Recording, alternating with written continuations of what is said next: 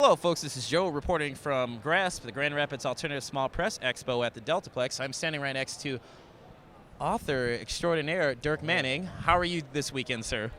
Good, man. Thanks. Thanks for taking time to chat. I appreciate it. No problem. Well, Dirk, obviously you've wrote quite an extensive and prolific amount of books. One or two. One or two. Just one or two. One of your books, Nightmare World. Could you talk about it? Sure, man. Nightmare World is a horror anthology series. There's 13 stories in each book. It's published by MIGeekScene. Each story is written by me, then drawn by a different artist or art team.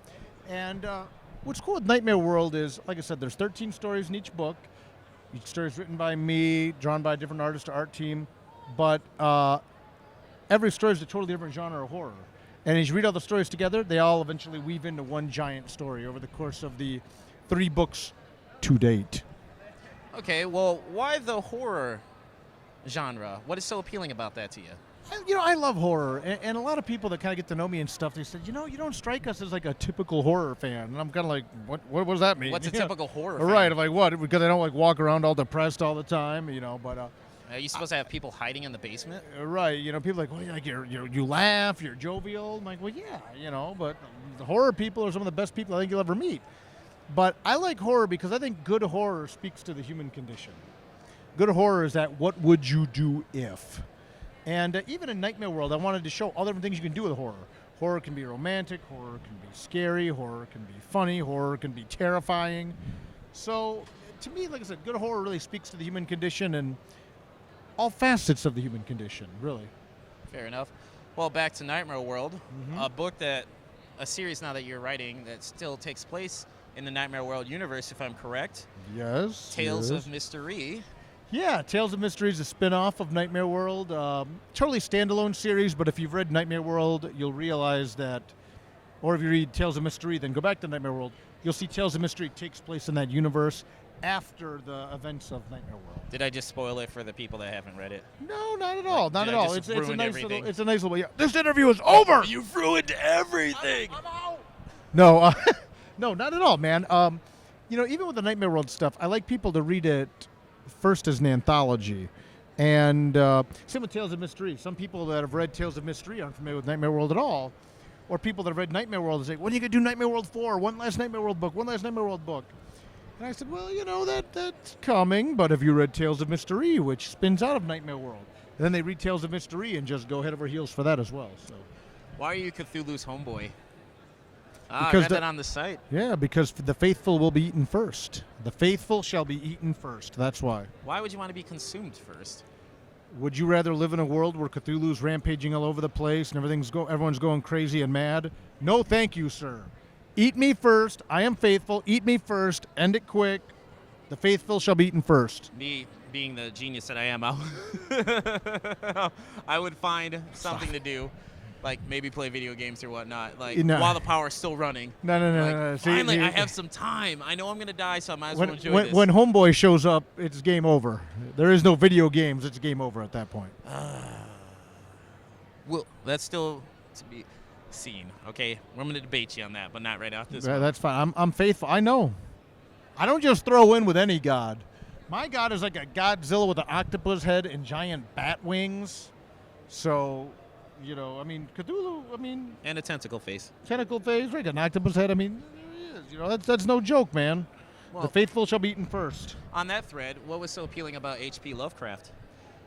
I love H.P. Lovecraft's approach to horror because one of the things that happens in Lovecraft stories is once people learn the truth, they automatically become an unreliable narrator, which is so fascinating to me because now it's like what's really going on, but no one will believe you. I love that. I think that's fascinating and terrifying. Isn't that how that usually goes? The best way to get people to not pay attention is to discredit the person speaking the truth. And people, they find out what's going on and they lose their mind and they go crazy and things like that, and then they become unreliable. And I was like, no, there's this stuff out there, and I know you won't believe me, and so that. To me, that's fascinating. And that's terrifying, and that's how it would be. If I told you right now, no, really, if we go off the air and I said, no, really, man, listen, there's this cult of Cthulhu and all this stuff, blah, blah, blah. Be like, okay, yeah, Dirk, whatever, there's no more terrifying thing to me than to be aware of the truth and people not believe you. Fair enough. That'll tie into something I was going to ask you later on. So, but we'll get to that. You've obviously, you're a prolific writer. You've also been giving out advice to aspiring writers, and you compiled it into a book called Right or Wrong. Yeah. Would you like to talk about Right or Wrong? Yeah. Ooh, he's breaking it out, folks. Oh. Yeah, see. Really, to keep it, I should be doing the whole interview like this. Yes, I've seen interviews of that. To keep with the motif. Oh, if you want to go back to that, we can do that mid-interview. No. Yeah, Right or Wrong, A Writer's Guide to Creating Comics. It's available on Amazon right now. You can get it from me at shows as well. It's a collection of a lot of the columns I did for Newsarama. And basically the book is everything I could tell anybody ever about going from I want to write comics, I know I can write comics, I know I can do this, to actually making comics, especially if you can't draw them yourselves. And I always said from the very beginning, I said, if it gets to the point where I'm ever making comics, I'll do all I can to help other people out. And that's what Right or Wrong was really about and continues to be about as I do the columns online now with Bleeding Cool as I have time to do them.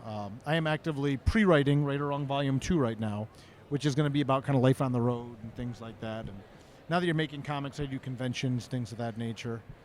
But, yeah, it's the pay it forward book, man, and people sometimes ask me, aren't you afraid you're going to feed the competition?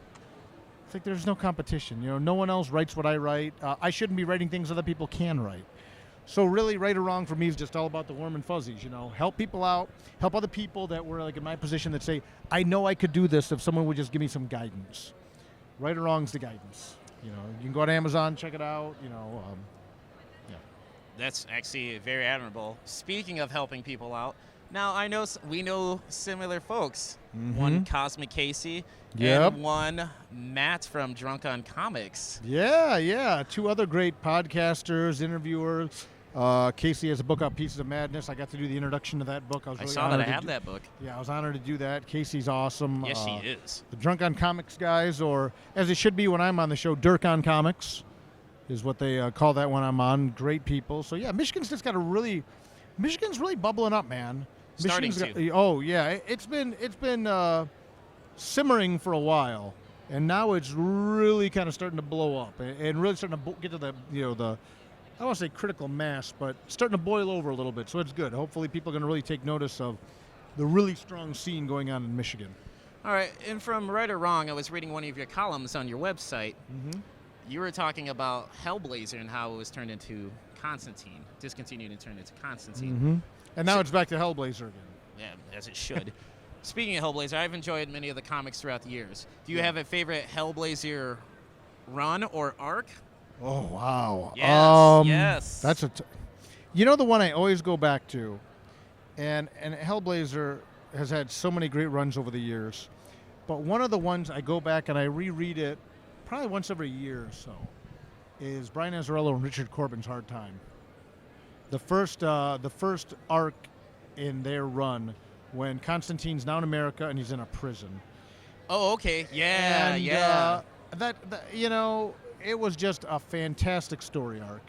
But I mean, you got Garth Ennis on there. You had Warren Ellis's sadly abbreviated run.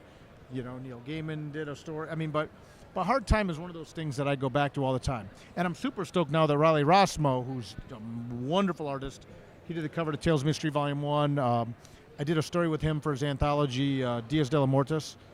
Is now illustrating, Constantine the Hellblazer, and amazing. Riley's a great artist. I'm super excited that he's doing Hellblazer now, so it's all good. One more reason to pick up the book again. Okay, obviously your name's Dirk, and yes, I'm pretty sure the whole Dirk Diggler from Boogie Nights. Do you still have so many copies of that movie that people have given you that you use them as coasters in your house? Oh yeah, coasters never go bad. Like, oh look, I found this in a dollar bin somewhere. I found this at a garage sale. Like, yeah, thanks. I just use them as coasters. I apologize for bringing that up, but then when I heard that in another interview, I was like, I wonder if he still, or if he got tired of it to the point like he's just chucked them. No, coasters never go out of style, man. Even if you just bust them out for the for a barbecue here and there, So it's to the point now that it was after the movie came out. It was especially prevalent, and then when the movie went on discount in a lot of places. But Yeah, but I would like to think of you as Dirk from the Laserdisc game in the arcade. right, Dragon Dragon's Lair. Lair, right, Dirk the Daring. I mean, right, how come that? Or it's funny because you have sports people like, oh, are you related to Peyton and Eli? I'm like, yeah, I'm the run to the litter. No, I'm just gonna go old school nerdy reference for Right, that right. one. Dragon's Lair is where it's at. Move the joystick left and right. Up, down, left. Oh, sorry. Now he's going to drink the You're done, poison. son. You're done. You're done, son. Now he's drinking the poison, and now you're going to die. All right, one of the final questions as we're winding us down. From Cosmic Casey's interview, you're quite the conspiracy buff. Are there any new conspiracies out there that you're interested in? All the time. All right, I know there's like a new one just about every day, but is there one that stands out to you in recent times? Yeah, you weren't expecting that, were you, sir? I'm just trying to I mean, there's so much going on. The one that I got the chuckle about most lately was twofold. I don't drink, I don't smoke, anything like that. I never have, never will. I'm too cheap. I was listening to some on some radio station about how people saying smoking pot opened you up to demons to be possessed, and I'm like, okay, all right. But it was like for real. Like I'm like, oh, like demons. Like they meant like, demons. I'm like, wow. I usually leave that to Satan myself personally, but that's just me. So smoking marijuana will lead to demonic possession. I thought that was pretty interesting. And then obviously with the marriage ruling by the Supreme Court, that now churches are going to get disbanded if they don't perform marriages against their belief, which is a conspiracy theory I heard, which is just asinine. But to me, but whatever, That's a new one to me. Yeah. That is. Well, that obviously just with the Supreme Court ruling happening yesterday, and now people saying, oh, I can see a future in 10 years where churches are shut down because they won't marry people to their dogs. The I'm end like, times really are here, shut? folks, because people want to find love. The end times are here. Yeah. People want to find health insurance even, man. Come on, But anyway, yeah, it's that got me a hearty chuckle as well. All right. Well, Dirk, since you're very prolific and whatnot, where can people find you on the interwebs to check out your stuff? Facebook, Twitter, Instagram, Tumblr at Dirk Manning. DirkManning.com is my website. I have an Amazon author page as well. Most of my books are listed on Amazon. My convention appearances are listed on DirkManning.com. Shout out to the friends or fiends, depending how you choose to spell it, of Dirk Manning Facebook group. Really great group of people online in Facebook and the Facebook group. Like I said, other than that, I'm on Facebook, Twitter, like I said, Instagram, Tumblr, or DirkManning.com. All right, I live on the internet when I'm not on the road. Well, Dirk, thank you so much for this interview. Oh, man, it's my pleasure. Thank you. Appreciate it. And thanks for the time, man. No problem. Yeah, Cthulhu Fintagen. Folks, this is Joe from MIGeekScene. Take it easy.